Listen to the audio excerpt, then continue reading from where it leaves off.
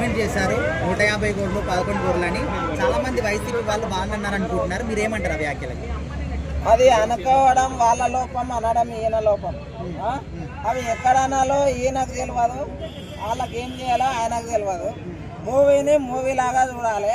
ఆయనది ఏమన్నా ఉంటే బయట చూసుకోవాలి అంతేగాని మూవీల మీద పడవద్దు. ఎందుకంటే అది ఎంతో మంది కష్టం. డైరెక్టర్లు ఏం చేసిర్రు, నిర్మాతలు ఏం చేసిర్రు, హీరోలు ఏం చేసిర్రు, ఏం చేయలే కదా. మూవీల మీద వాడి బైకట్ అని అనవద్దు. అంటే ఆయన చేసిన కామెంట్స్ నిజంగా పార్టీ చేస్తామంటే ప్రతి సినిమాలో ఇప్పుడు ప్రతి ఒక్కరు మాట్లాడుతూ ఉంటారు దాని గురించి. అన్ని సినిమాలు బైకట్ చేసుకుంటూ అవుతాయి. ఈ నిర్మాత, డైరెక్టర్ వాళ్ళందరూ ఏమన్నా చేసిర్రా? ఏం లేదు కదా. ఓకే, సో అంటే వైసీపీ వాళ్ళు చాలా ఆగ్రహంగా ఉన్నారు. మరి ఎలా చూడొచ్చు దీన్ని? సినిమా ఆడిస్తారా? సినిమా అనేది ఒక కళ, దాన్ని ఆడనివ్వాలి. ఇంకొకటి ఏంటంటే వాళ్ళు ప్రజల సమస్యల మీద పోరాడాలి.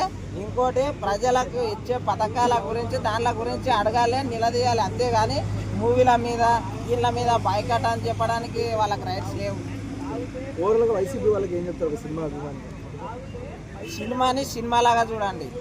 ఎవరైనా సరే, ఏ పార్టీ అయినా సరే. ఇప్పుడు పృథ్వీ అనేటాయన ఏదో వ్యాఖ్యలు అన్నాడు అని చెప్పి పర్సనల్గా ఆయన తీసుకొని ఆయన దగ్గర ఏదైనా మాట్లాడండి, ఏదైనా చేసుకోండి. కానీ సినిమాల మీద పడొద్దు, ఏ పార్టీ అయినా సరే.